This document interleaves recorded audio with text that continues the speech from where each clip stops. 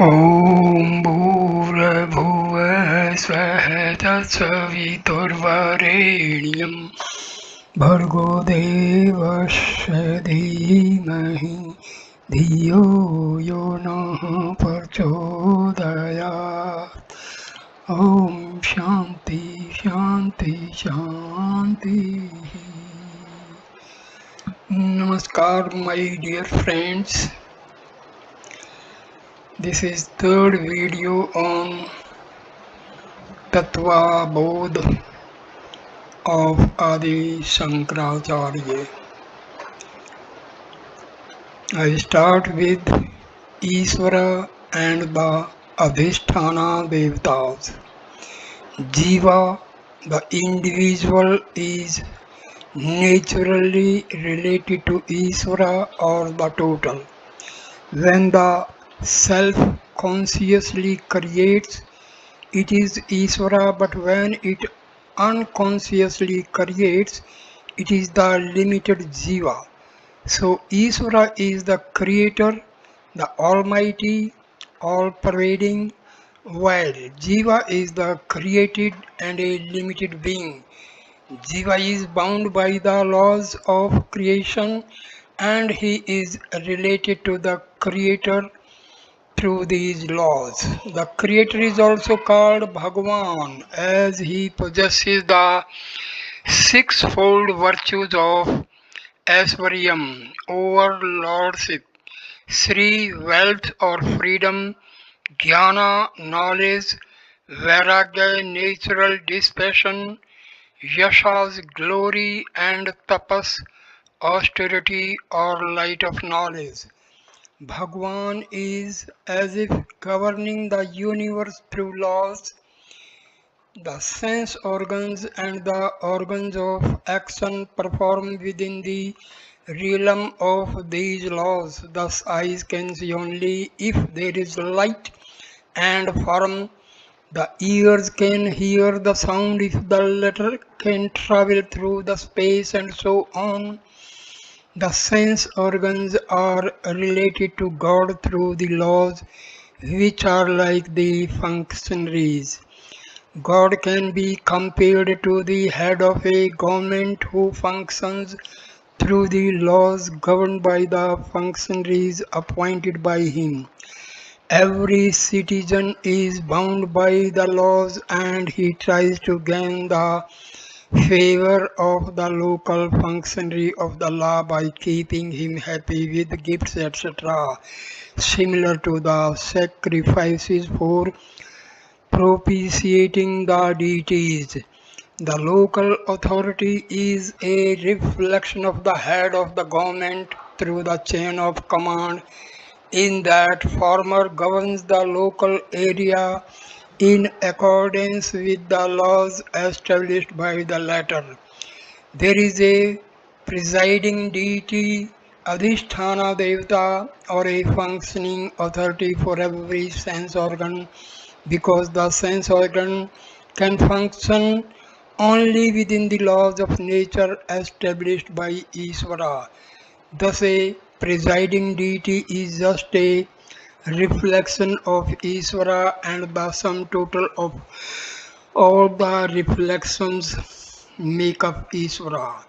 The sense organs are the functionaries of Jiva and the Lord reflects as the presiding deity of a given sense organ when perceived through the organ by the Jiva. Following is a list of the presiding deities of the five senses of perception and the five organs of action. Sense organ of perception: ear, sound. Presiding deity: space, quarters. Sense organ: skin, touch. Presiding deity: Vayu, air. Sense organ: eyes, form.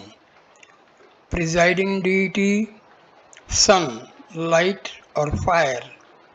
Sense organ: tongue, taste. Presiding deity: Varuna, water. Sense organ of perception, nose, smell. Presiding deity Aswini Kumaras. Organ of action, speech. Presiding deity fire. Organ of action, hands.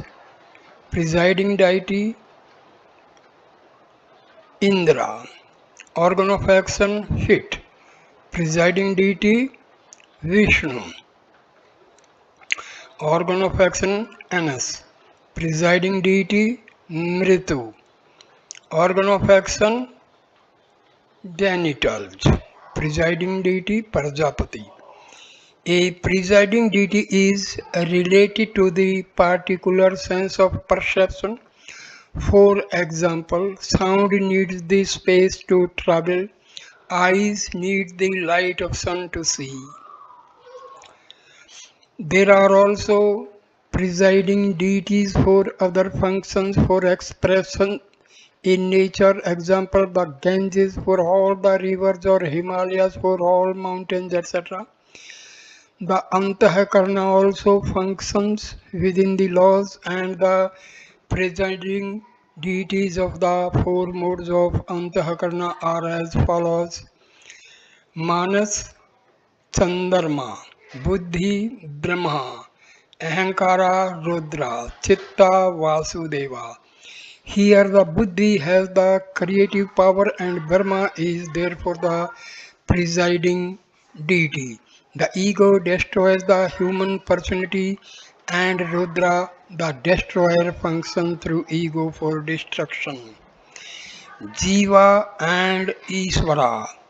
There is no real difference in the different objects of world, nor between the gross and the subtle bodies. However, the limited jiva is not able to visualize or experience this identity, and thus arises the separation of the transactions between these two, and thus the feeling of incompleteness. स्थूल शरीराभिमानी जीवनामकं ब्रह्म प्रतिबिंबभवति स एव जीवः प्रकृता स्वस्मात् ईश्वरं भिन्नत्वेन जानाति. The reflection as it were of Brahma in Sukshma Srira, which identifies itself with the gross body, is called Jiva. This jiva by nature ignorance takes Ishvara to be different from himself. Avidyopadhi san atma jiva ityuchate. The awareness atma conditioned by the upadhi, which avidya is called jiva. Mayopadhi san Ishvar ityuchate. The awareness conditioned by Maya is known as Ishvara. Evam upadhi bhedat Jiveshwar भेद दृष्टि यावत् पर्यंतम तिष्ठति तावत् पर्यंतम जन्म मरणादि रूप संसारो न निवर्तते. So long as the notion which is due to difference in the conditionings that Jiva and Ishvara are different remains, until such time there is no redemption from samsara, which is of the form of repeated birth, death, etc. Tasmat karanan Jeev Ishvarayo Bhed Buddhi Savikaryaha. Due to that reason, the notion that Jiva is different from Ishvara should not be accepted. The self-identifying with the body is called Jiva. Jiva possesses both gross and subtle body. The subtle body reflects consciousness. Insentient objects do not possess subtle body, and therefore they do not reflect consciousness. One subtle body identifies with only one gross body. Consciousness is everywhere just as space is everywhere. Space transcends everything that stands in it, and therefore Moving an object from one place to another does not need moving of its corresponding space with it, because space is everywhere. Similarly, consciousness or Atma is everywhere. Wherever the subtle body is, it is enlivened by consciousness. When the subtle body leaves the gross body, the latter dies and decays, but the subtle body glows with consciousness wherever it goes. This is analogous to a red hot iron ball which glows because of the fire. Thus, the Jiva is a reflection of Brahma or consciousness. Jiva is nothing but Atma, self conditioned by the Upadhi, conditioning or limiting adjunct called avidya. Ishvara, on the other hand, is the self a Brahma conditioned by the upadhi called Maya. Thus, while the Jiva is conditioned by individual ignorance, Ishvara is conditioned by Maya, which is total ignorance. An important difference between Jiva and Ishvara is that Jiva is under the influence of Maya while Ishvara controls or wields Maya. Both Jiva and Ishvara are the same consciousness with different upadhis. Therefore, basically they are one. However, due to this difference in upadhis, which arises out of self-ignorance, the jiva considers himself as different from Isra, like an actor who has forgotten his identity. A wave does not know that it is made up of the same substance as the ocean, and therefore it considers itself to be different from the ocean. The wave cannot have the vision of the ocean as long as it excludes itself from the ocean. Just as the wave lives in a transient existence of a few minutes to be born again as a wave and die again, the jiva also experiences a transitory life and suffers the pangs of samsara or the life of repeated births and deaths.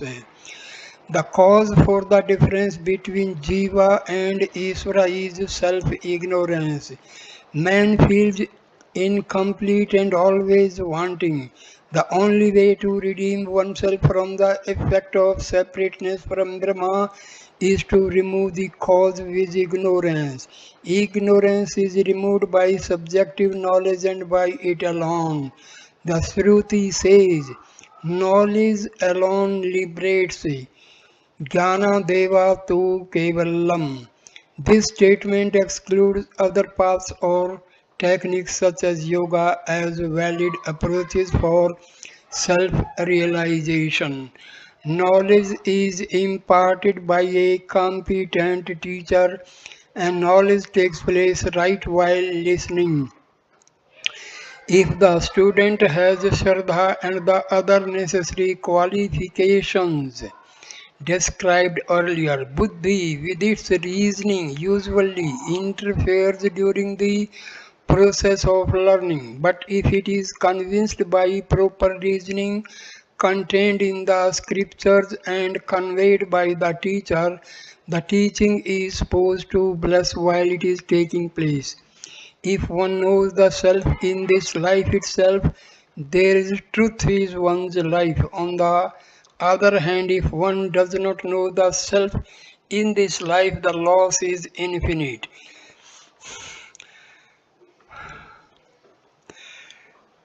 Tha Cheda Vedit Asta Satyamasti Na Cheditha Avedit Mahati Vinastihi Tattvam that thou art. Nanu swa ahankarasya किंचिजस्य जीवनस्य निर्हंकारस्य सर्वजस्य ईश्वरस्य तत्त्वमसीति महावाक्यात् कथम भेद बुद्धि साधु भयो विरुद्ध धर्माक्रांता तत्वात्. but the Jiva is endowed with ego and his knowledge is limited, whereas Ishvara is without ego and is omniscient. Then how can there be identity as stated in the Mahavakya Tattvam Asi, that thou art, between these two who are possessed of contradictory characteristics?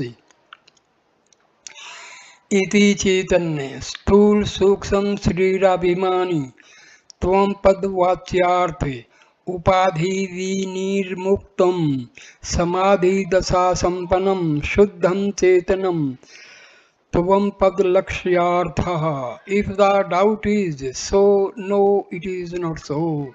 The literal meaning of the word thou is the one who identifies himself with gross and subtle bodies, that is Jiva. The implied meaning of the word thou is pure awareness which is free from all conditionings. एवं सर्वजतवादी विशिष्ट ईश्वर तत्पदवाच्यार्थ. So also the literal meaning of the word that is the Ishvara having omniscience etc. Upadhi shunyam suddha chetanam tadpadalakshyartha. The implied meaning of the word that is the pure awareness free of all conditionings. एवं च जीवेश्वर्यो चैतन्यरूपेण भेदे बाधका भावः. Thus there is no contradiction regarding the identity between Jiva and Ishvara from the standpoint of awareness. The identity between Jiva and Ishvara, or rather between the seeker and the sought, is indicated by the scriptures as the Mahavakya Tattvam Asi, or that thou art. This statement poses a problem to the student. How can there be an identity between two seemingly opposite entities? The Jiva is a limited entity. He is Alpjana, limited in knowledge.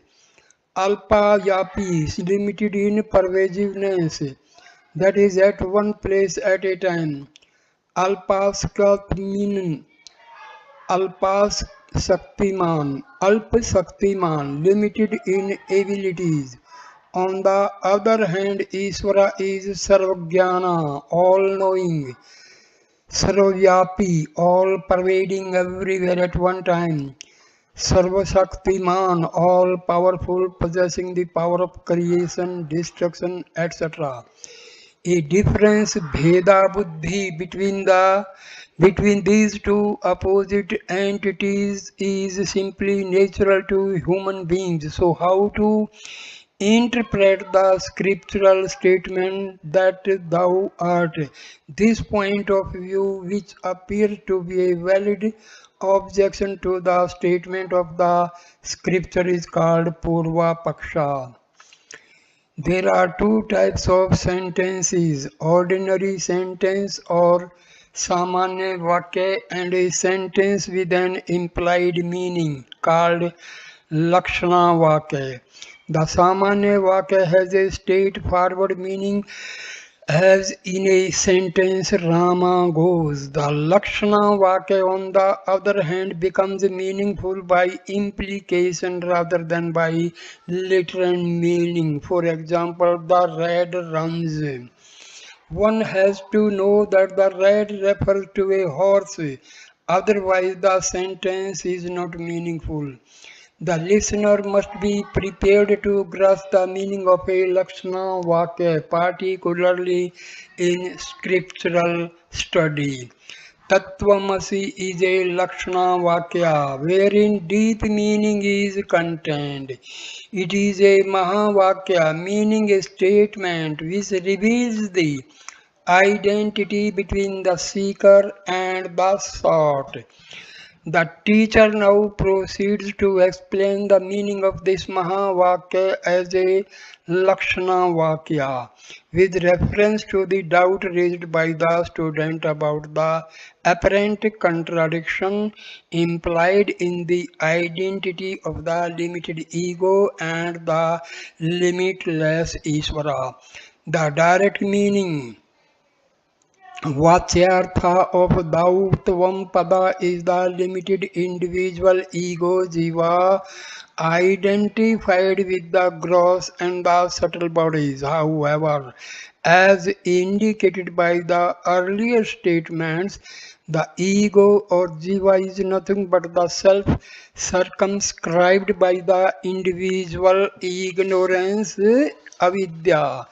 So what is indicated Lakshya by thou is really the self, which is Jiva's true identity. This self is visualized by negating the identification with the upadhis. The self which is in and through all the three states, waking, dream, deep sleep, is indicated by the word Turiya, which means fourth state. It is not actually a fourth state because the awareness of the self is present in each of the three states also, but in order that one may not confuse any one state with the self, the term Turiya is implied. The real self which is not realized in any of the three states because of the conditioning avidya is realized in the state of samadhi. This state is also indicated as Suddha Chaitanya or pure awareness. The direct meaning of the word that Tattva is Ishvara who has infinite knowledge. सर्वाजंत सर्वज्ञान वर्म सर्वज्ञान सर्वज्ञानत्वम and who is omnipresent sarvavyapi. Once again, as indicated earlier, Ishvara is nothing but the self circumscribed by the total conditioning or maya. Therefore, Ishvara is also Brahma when free of all conditioning. So, the implied meaning of the word that Tat is pure awareness or Shuddha Chaitanya or Param Brahma. The confusion between Jiva and Ishvara has arisen only because they are viewed from the relative plane of time, space, and causality. If viewed from the absolute level of pure consciousness, there is no such confusion nor any contradiction in the Mahavakya Tat Tvamasi. Tat Tvamasi expresses the essence of Vedanta, which is identity between the individual ego, jiva, and pure awareness, Shuddha Chaitanya. This identity establishes a unity between all living beings as well as everything that exists in the universe. Everything else with analysis, observations, deductions, etc., that is contained in Vedanta is to support this statement. In this textbook, Tattva Bodha itself, all the earlier analysis pertains to this statement. The analysis of the Panchakosa Srira Traya and Avastha Traya was the analysis of the Jiva and the pure awareness reflected by the Jiva. This is here indicated as Tvam. The analysis of the evolution of the universe by the power of Maya through five great elements, the gross elements and the whole objective universe was the analysis of Ishvara, which also reflects the Shuddha Chaitanya through Maya. This is indicated by Tate. The verb asi is the verb of being and not becoming because the process of realization does not involve any change. The object of knowledge and the means of knowledge are same in self-realization. In the study of Vedanta and the pursuit of self-realization, the teaching by a competent teacher, Sadguru, is extremely important and absolutely necessary.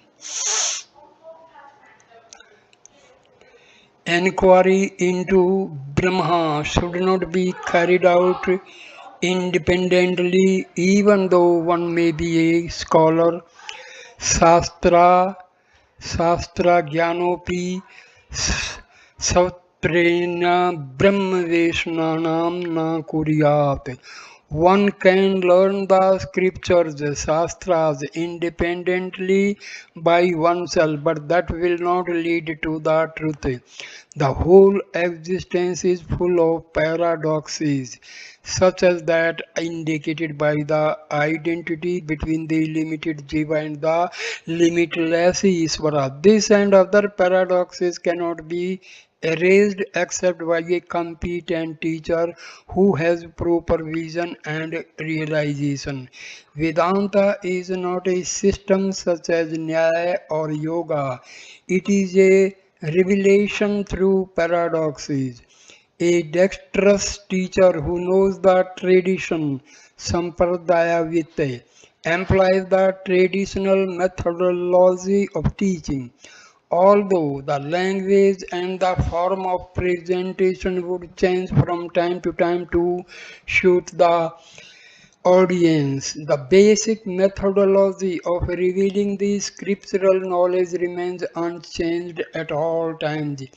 Jivan Mukta, he who has realized the truth of the oneness of the self and Brahma as well as the oneness within the whole universe is called a Jivan Mukta or a Jnani. Such a person has developed the vision of the identity between Jiva and Ishvara. एवं च वेदांत वाकई सद्गुरुपदेशेन च सर्वेष्वपि भूतेषु येषां ब्रह्मबुद्धिरुत्पन्ना ते जीवन मुक्तः इत्यर्थः. Thus, by the words teachings of Vedanta imparted by a competent teacher, Sadguru, those in whom the knowledge of Brahma in all beings is born, they are the Jivan Muktas, liberated even while living. Nano Jivan Muktah ka. Then who exactly is Jivan Mukta? यथा बेहो अहम पुरुषो अहम ब्राह्मणो अहम शूद्रो हम समीति दृढ़ निश्चय सतता न हम ब्राह्मण न शूद्र न पुरुष किंतु असंग सच्चिदानंद स्वरूप प्रकाश रूप सर्वांतर्यामी चिदाकाश रूपो समीति दृढ़ निश्चय रूपो प्रोक्ष ज्ञानवान जीवन मुक्तः. Just as one has the firm belief that I am the body, I am a man, I am a Brahmin, I am a Sudra, so also I am not a Brahman, I am not a Sudra, I am not a man, but I am unattached of the nature Satchidananda effulgent, the indweller of all the formless awareness. Thus one, having this firmly ascertained aproksha jnana, immediate knowledge is the Jivan Mukta. The word Jivan Mukta means one who is liberated in this life. Liberation is gained only while one is alive. There is no liberation after death for a Jiva who is not liberated in this life. The Jivan Mukta has gained the realization by the teachings of Vedanta imparted by a qualified teacher who is himself established in the knowledge and who knows the art of conveying the subtle and profound truths of scriptures. The Jivan Mukta is like a wave which has realized that it is made up of the same substance, water, as the ocean, and that indeed it is ocean. As long as he is alive, the Jivan Mukta enjoys this bliss of identity with Brahma and the universe.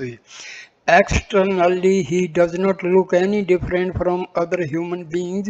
He does not develop any special features or styles or postures. But internally, he has the vision of Brahma Buddhi. His physical body goes on as long as there is momentum, just as a wave goes on until its momentum is exhausted.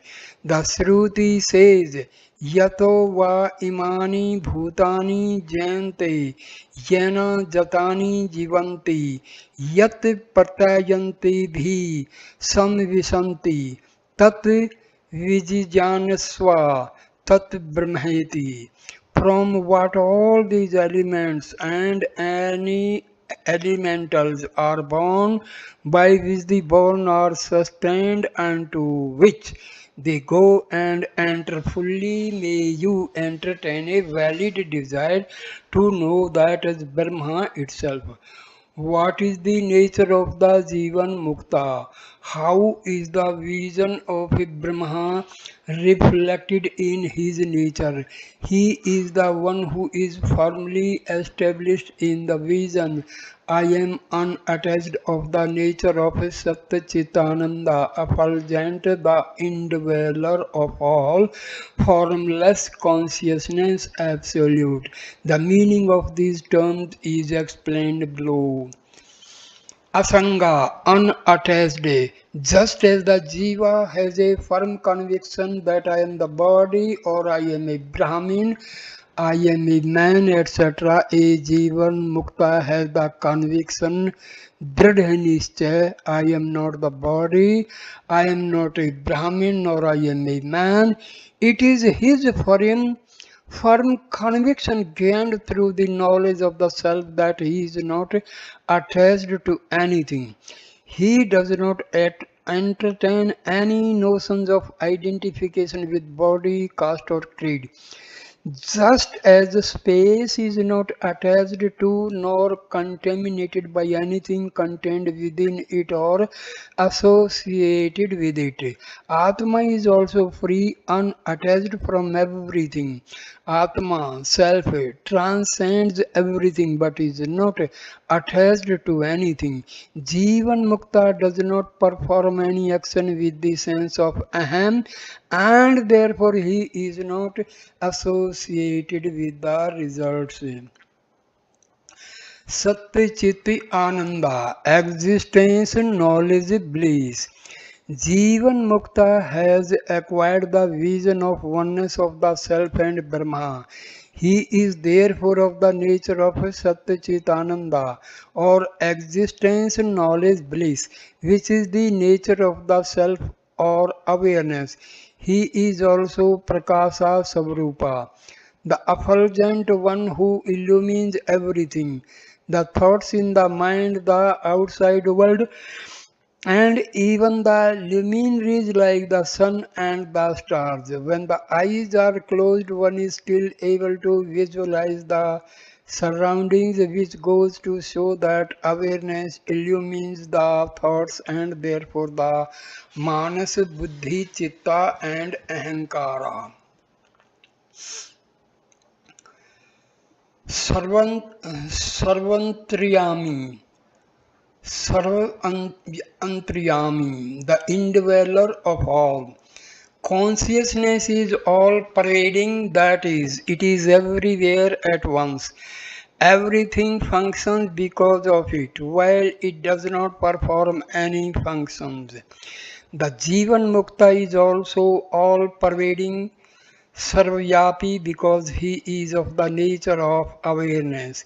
He is the self of all, that is everything and every being, because of whose presence everything functions. Chidakasa Rupa, formless consciousness. That which is formless, pure and simple, like the sky is Chidakasa. Space is considered to be the dress or covering for the universe. However, space is within the consciousness and therefore the consciousness or Atma covers everything. The Jivan Mukta being of the nature of Atma is the accommodator of the universe. Aproksha Jnana. The knowledge of the self is immediate knowledge or aproksha jnana. The Jivan Mukta who has gained the knowledge of the self is called aproksha jnani. Knowledge is gained in the three ways: direct or pratyaksha, which is the knowledge obtained by direct perception by sense organs. Second, indirect or proksha, which is the knowledge gained by inference, anumana, when the object of knowledge is away from the perceiver. Such knowledge is obtained by listening to description, etc. Third, immediate or aproksha, that which is neither pratyaksha nor proksha but immediate. Such is the knowledge of the already accomplished. Pratyaksha prapti, or the knowledge of the subject that already exists. Immediate knowledge of the self, if therefore called aproksha jnana. Such a knowledge is not there is a certain Brahma, but that I am Brahma and this is the aproksha jnana. The enquiry continues until asti is becomes asmi am. The nature of the Jivan Mukta is the nature of Atma or awareness, and there are no external features by which such an individual can be identified. Freedom from bondage. ब्रह्मैवास्मि प्रोक्षज्ञानेन Nikhil क्रम बंधावी निर्मुक्त स्यात्.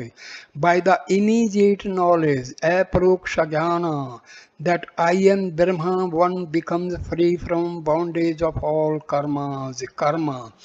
Jiva is being beginningless because he is born of ignorance, which is beginningless. During this existence, Jiva assumes different forms and goes through countless births and deaths. While in human form, the Jiva performs actions, karmas, which are both good and bad. Whether an action is good or bad is determined by the motive rather than the gross act. The laws of karma is that every action is a cause and it will produce an effect in course of time. Every action produces a subtle counterpart depending upon the motive with which the action is performed. The subtle counterparts produced due to good actions are called punya and those due to bad actions are called papa.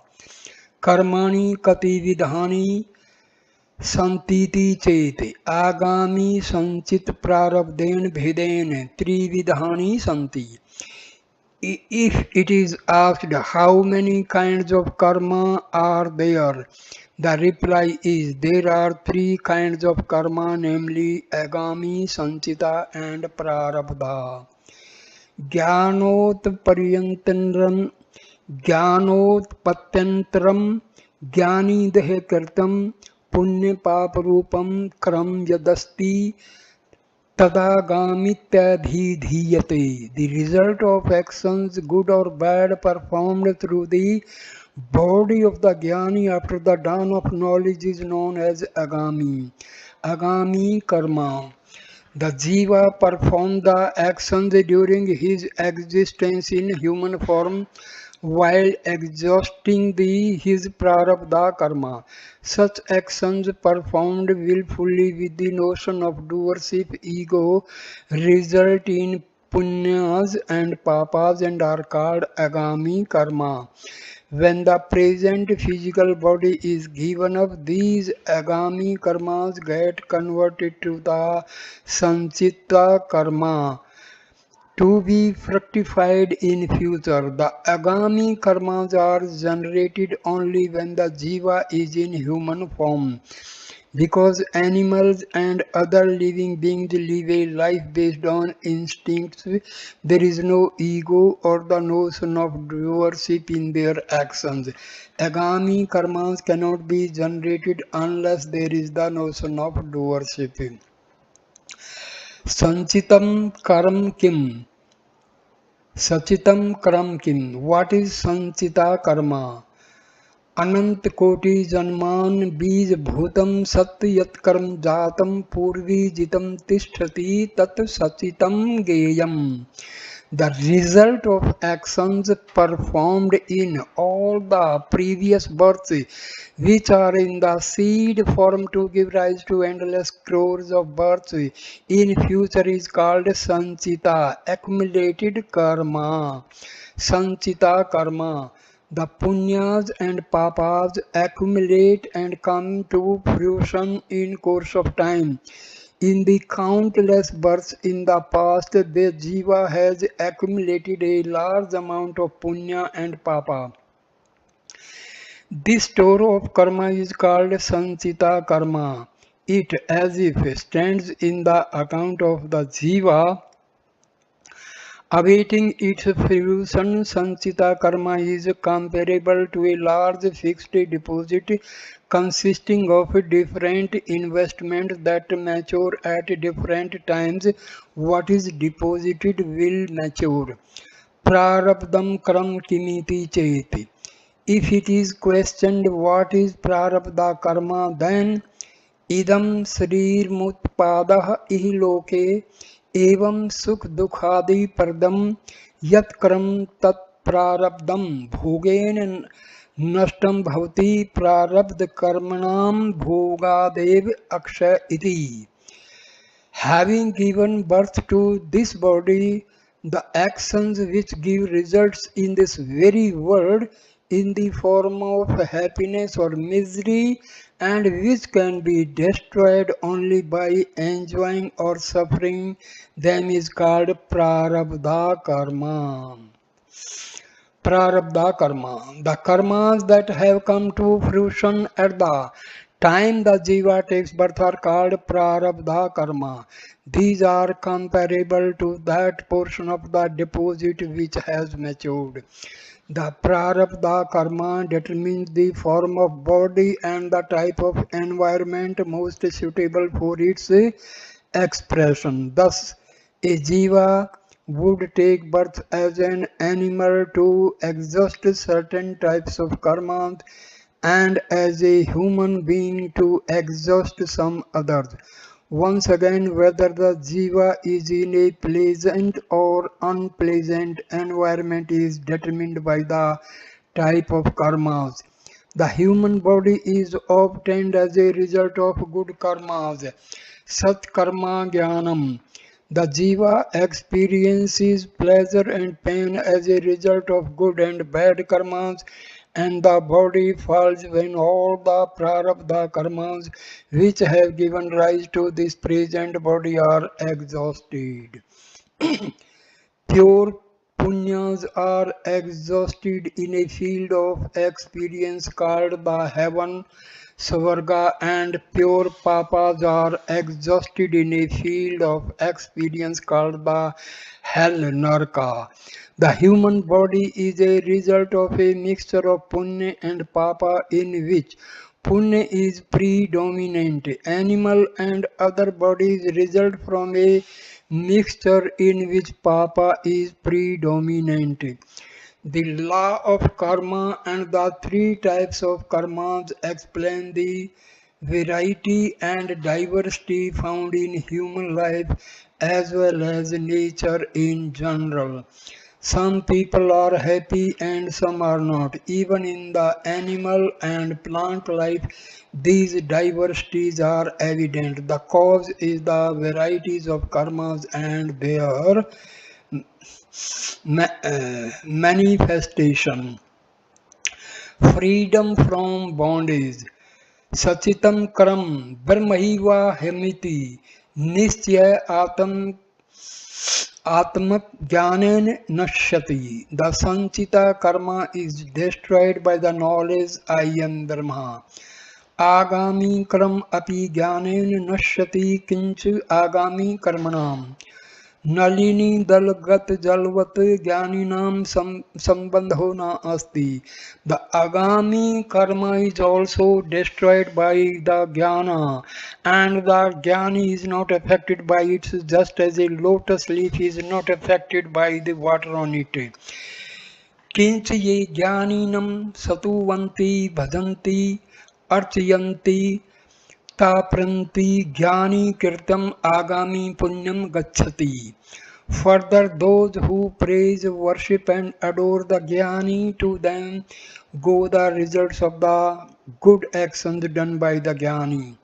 Ye Jnaninam nindanti divshanti dukpradanam kurvanti तान प्रंति ज्ञानी कर्तम सर्व सर्वम आगामी क्रियमाणम यद वाचम क्रम पापात्मकम तद गच्छति. Those who abuse, hate or cause pain or sorrow to a jnani, to them go the results of the sinful actions done by the jnani. तथा चातम विच संसारम तीर्थवा ब्रह्मानंदम मही अहिव प्राप्नोति. Thus the knower of the self, having crossed the samsara, attains the supreme bliss here itself. Tarti shokam atamvit iti surve. The Shruti affirms the knower of the self goes beyond all sorrows.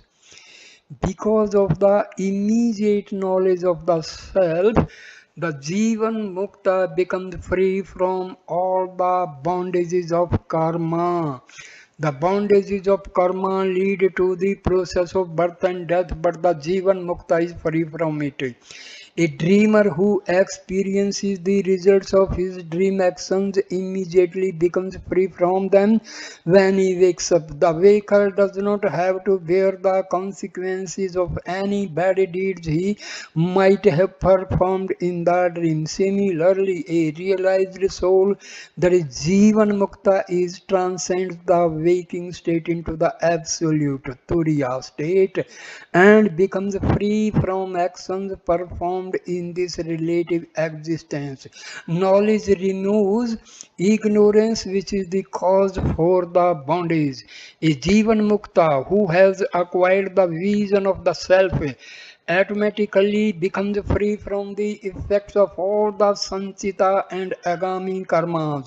The Jivan Mukta is like a man awakened from sleep and therefore unattached or free from the effects of karmas performed in the dream state. By removing the cause for bondage, that is ignorance, the realized man becomes free from the effects of karmas which results from ignorance. The Jivan Mukta lives until his body exhausts the effects of the prarabdha karma. He does not accumulate any agami karma because there is no notion of doership. The body continues to perform actions, but he is not affected by them because he does not identify himself with the body. Nevertheless, the body does not accumulate karmas which have to apply themselves somewhere. How are these karmas exhausted? The body, gross or subtle, of a jnani performs actions which generate both punya and papa. The punyas are transferred to those who praise, worship and adore the Jivan Mukta. The papas are transferred to those who hate or cause pain or sorrow to the jnani. Thus the Jivan Mukta is free from the effects of any karmas performed by the body. After the vision of the self has been gained, he has no more to take birth in any form because he has no karmas to exhaust. Thus, the Jivan Mukta has crossed the cycle of samsara, the chain of repeated births and deaths.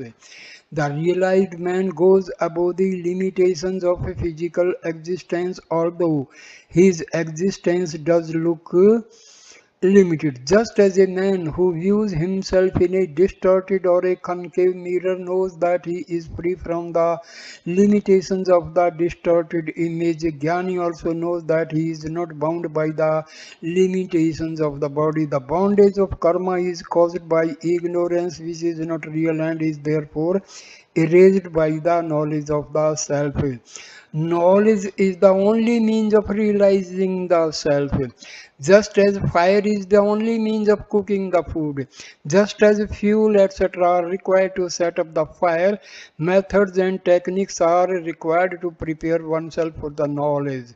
Such techniques of self-purification to acquire the fourfold qualifications described earlier are called yoga, and the science dealing with them is called yoga shastra. The process of gaining the subjective knowledge is sarvana, manana and nididhyasana. This process is called jnana sadhana, and the science dealing with it, that is Vedanta, is called Shruti. Anything except the Vedas is called Smriti. The Smriti upholds the teachings of Shruti. Tanum pejatu va kashyam sopachasya grahethava ज्ञान संप्राप्ति समये मुक्तासो विगतताशय iti समर्त्यश्च. Let the Jnani cast his body in Kasi, a sacred place, or in the house of a dog eater, Chandala.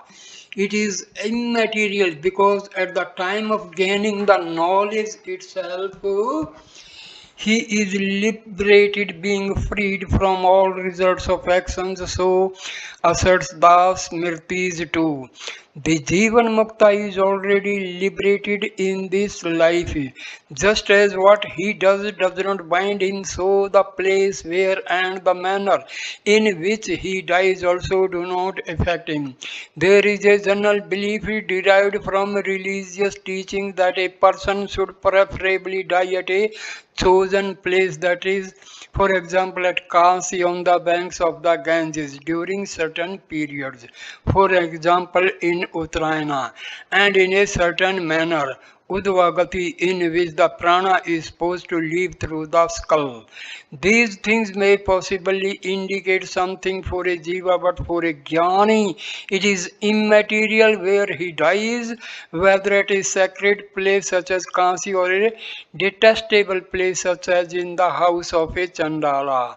He has already become free from all concerns the moment he gained knowledge of the self. Iti Tattva Prakaranam Samaptam. Thus ends the prakarana called Tattva Bodha. So, Tattva Bodha of Adi Shankaracharya is completed. So, my dear friends, thank you for watching this video with devotion and concentration. Please like, comment and share the video and subscribe the channel. Thanks a lot. Namaskar, my dear friends. Namaskar.